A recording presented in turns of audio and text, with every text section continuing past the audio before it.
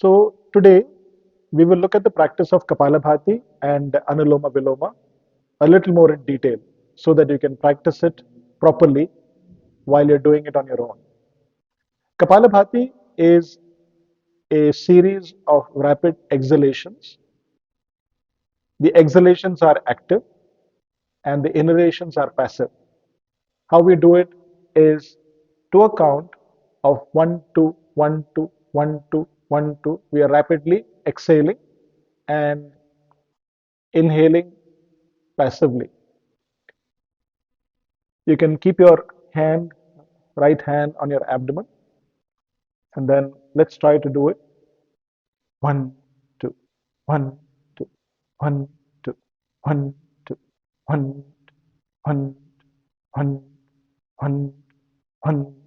As you can see, the abdomen moves as you exhale from your nostrils. What's happening is that the diaphragm, which is located underneath the lungs, is hitting against the bottommost portion of the lungs and expelling all the air from the bottommost portion all the way up. And when you release the abdomen, the diaphragm goes down and the breath comes into the lungs automatically. Just watch. One, one, one, one, one, one, hex, hex, hex, hex, hex, hex, hex, hex, hex, and you relax. We usually do 3 rounds of Kapalabhati in our practice. Take a deep breath and then you retain the breath for a little while. The holding of the breath helps in better absorption of oxygen into the lungs and into the bloodstream. It also helps to regulate the functioning of the mind. It slows down the mind. And then you slowly breathe out again. We hold the breath for about 15 to 30 seconds, and you hold the breath only as long as you feel comfortable.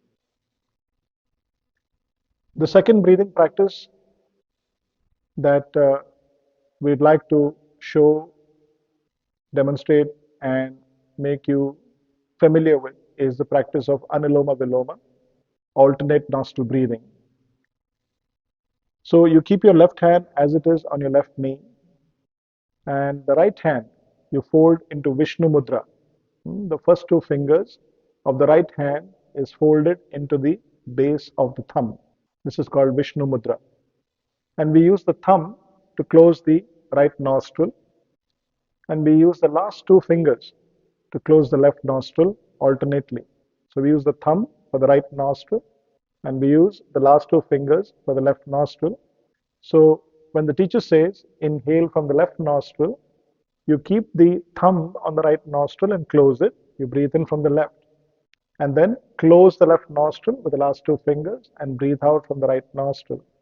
Similarly, breathe in from the right nostril, close the right nostril with the thumb, and breathe out from the left nostril. This way, we practice alternate nostril breathing, Anuloma Viloma. And in the beginning, we do Anuloma Viloma, alternate nostril breathing, without the retention of the breath. And as we practice more, then we retain the breath with each round.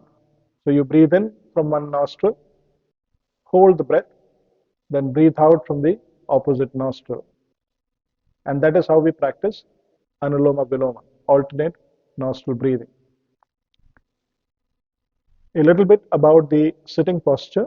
You can sit in Sukhasana. If you're sitting in Sukhasana, then you keep the opposite ankle underneath each knee. And this is called the easy pose, Sukhasana. And your hands are, of course, resting comfortably on your knees. You can also try Ardha Padmasana or half lotus, where you put one foot on the opposite thigh and the other foot is below the opposite knee. You have to be clear about the position of each of the feet and the knees. The one foot is directly below the knee, it is not underneath the thigh. and the other foot is on top of the thigh. It is not in the groin or the lower thigh area. It's on top of the thigh.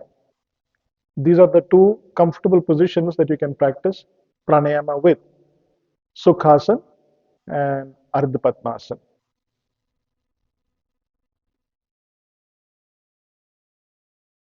The practice of breathing with awareness, including the practice of pranayama, rewire your brain and also bring about a balance in the physical hemispheres of the brain and the entire hormonal system.